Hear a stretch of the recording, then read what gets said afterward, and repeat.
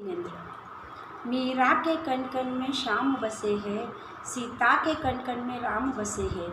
किसी के कण कण में कोई बसे या न बसे, मेरे तो कण कण में प्रभु महावीर बसे, प्रभु महावीर बसे। ऐसे भगवान महावीर स्वामी को एवं सभी चारित्र आत्माओं को शतशः वंदन। आप सभी से जय जिनेन्द्र। आज मैं प्रतिक्रमण के बारे में कुछ कहना चाहूँगी।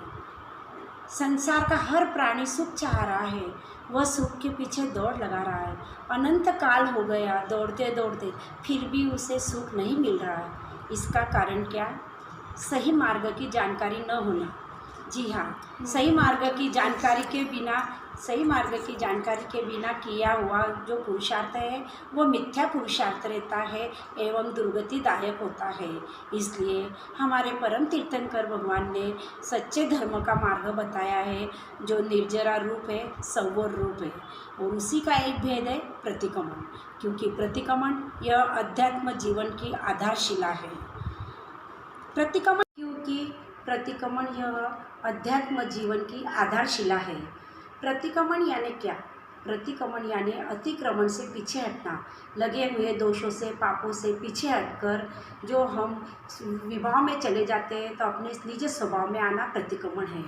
प्रतिक्रमण यानी लगे हुए गलतियों की, दोषों का प्रायश्चित लेकर वो वापस हम पीछे आ सकते हैं, क्योंकि प्रायश्चित के 9 भेद तत्वार्थ सूत्र में बताया है, उसमें 2 नंबर का भेद प्रतिक्रमण कहा गया है।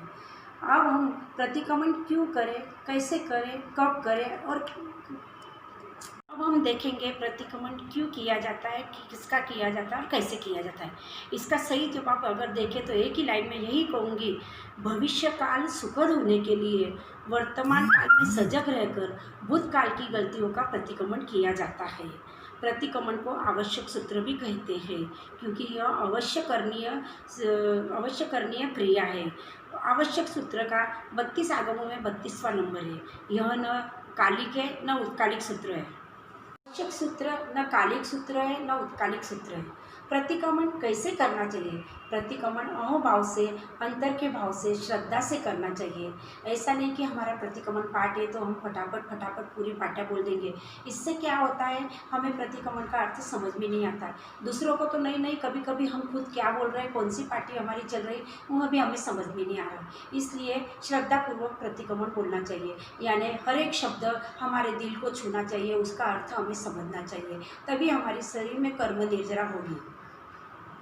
प्रतिक्रमण में 84 लाख जीव योनि से खमत कामना की जाती है।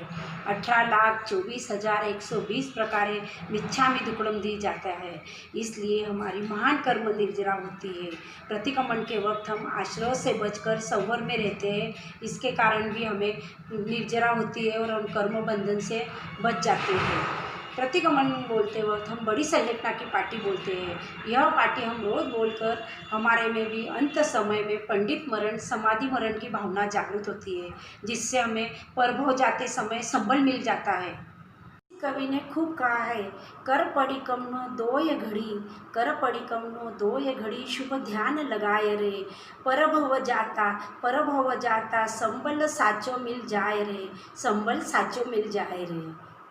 उभय काल का करना चाहिए। प्रतिक्रमण सबके लिए जरूरी है। यह संयमी जीव के लिए तो बंधनकारक ही है। दिन भर की पापों की आलोचना देवसी प्रतिक्रमण से होती है और रात के पापों की आलोचना राजसी प्रतिक्रमण से होती है। इसके अलावा पाक्षिक प्रतिक्रमण, चौमासी प्रतिक्रमण और सांवत्सरिक प्रतिक्रमण है।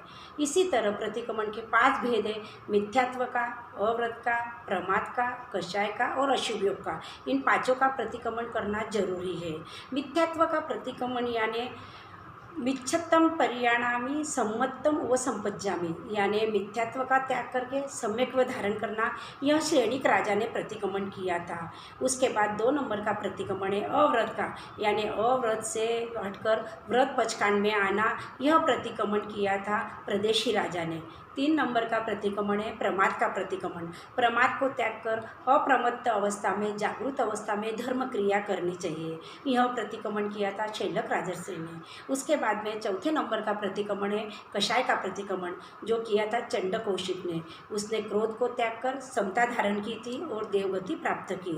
उसके बाद में 5वें नंबर का प्रतिक्रमण है अशुभ योग का, यानी मन वचन काया इन तीनों योगों को अशुभ से हटाकर शुभ में लाना। यह प्रतिक्रमण किया था प्रसन्न चंद्र राजर्षि ने। प्रतिक्रमण उभय काल का करना चाहिए। प्रतिक्रमण सबके लिए जरूरी है।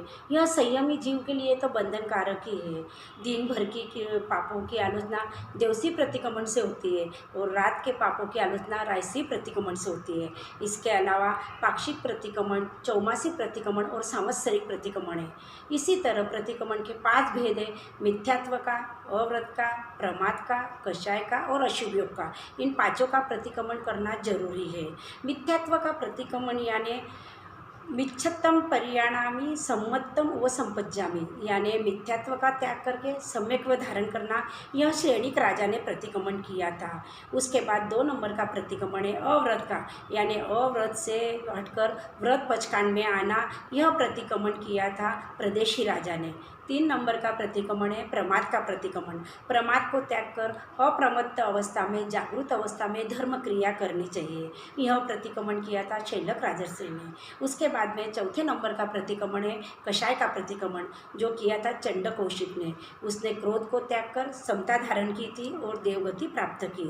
उसके बाद में 5वें नंबर का प्रतिक्रमण है अशुभ योग का, यानी मन वचन काया इन तीनों योगों को अशुभ से हटाकर शुभ में लाना। यह प्रतिक्रमण किया था प्रसन्न चंद्र राजर्षि ने। प्रतिक्रमण के 6 आवश्यक होते हैं। सर्वप्रथम भूमि की विशुद्धि के लिए 24 सत्व किया जाता है। फिर प्रतिक्रमण की आज्ञा ली जाती है, क्योंकि आज्ञा प्रतिज्ञा बिना मन रूपी घोड़े पर लगाम लगाना असंभव रहता है, इसलिए आज्ञा लेना जरूरी होता है। प्रतिक्रमण के आवश्यक के क्रम में सबसे पहले सामायिक आवश्यक को रखा है, क्योंकि 18 पापों का त्याग कर कर और सावध्य क्रिया का त्याग, सावध्य योगों का त्याग कर कर जीव समभाव में आता है और समता धारण करने वाला, समभाव को प्राप्त करने वाला ही जीव सच्चे मन से भगवान की स्तुति कर सकता है। इसलिए दूसरे क्रमांक पर 24 सप्तव रखा है, जिसमें 24 तीर्थंकर भगवान की स्तुति की जाती है।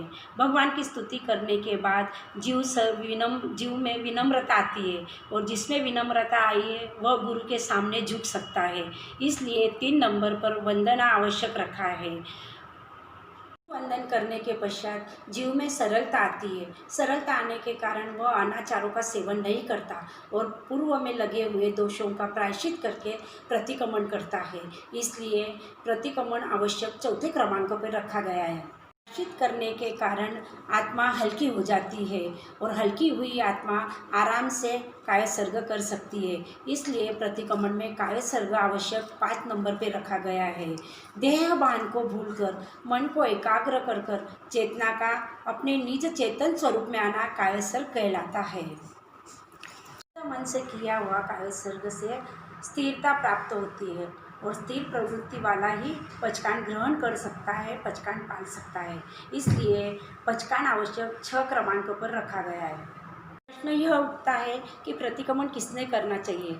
जिसे व्रत में दोष लगा हो उसी ने प्रतिक्रमण करना चाहिए या नहीं? प्रतिक्रमण सभी के लिए जरूरी है, क्योंकि यह प्रतिक्रमण यह एक ऐसी आयुर्वेदिक औषधि है जो दोष लगो या न लगो, रोग हो या न हो, वह शरीर को कोई भी नुकसान नहीं पहुंचाती है।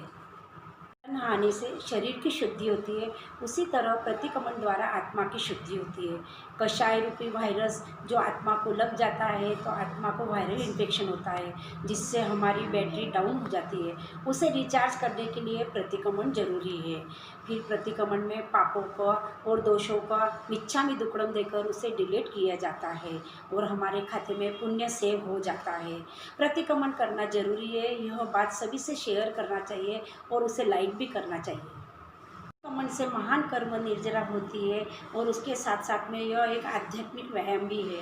नीच गोत्र का नीच गति का बंध नहीं हो जाता है, उच्च गति का बंध हो जाता है, क्योंकि प्रतिक्रमण यह ना पेप्सी है ना फ्रूटी है, यह तो आत्मा की सिक्योरिटी है। प्रतिक्रमण यह एक ऐसा एरोप्लेन है जो डायरेक्ट मोक्ष के एरोड्रम पर हमें उतारता है, क्योंकि हर जीव का अंतिम लक्ष्य मोक्ष पाना ही है। अगर मोक्ष ही न मिले तो हमारा जीना क्या और मरना क्या, सब बेकार है। क्योंकि कहते हैं दिल नहीं मिलता तो मिलना किस काम का, दिल नहीं मिलता तो मिलना किस काम का, मंजिल नहीं मिलती तो चलना किस काम का। जीवन में आए हैं तो कुछ लक्ष्य निर्धारित करो, जीवन में आए हो तो कुछ लक्ष्य निर्धारित करो। अगर मोक्ष नहीं मिलता तो मरना किस काम का, मोक्ष नहीं मिलता तो मरना किस काम का। इसलिए प्रतिक्रमण हमारे जीवन के लिए अत्यंत जरूरी है। इसी के साथ जय जिनेंद्र, जय महावीर।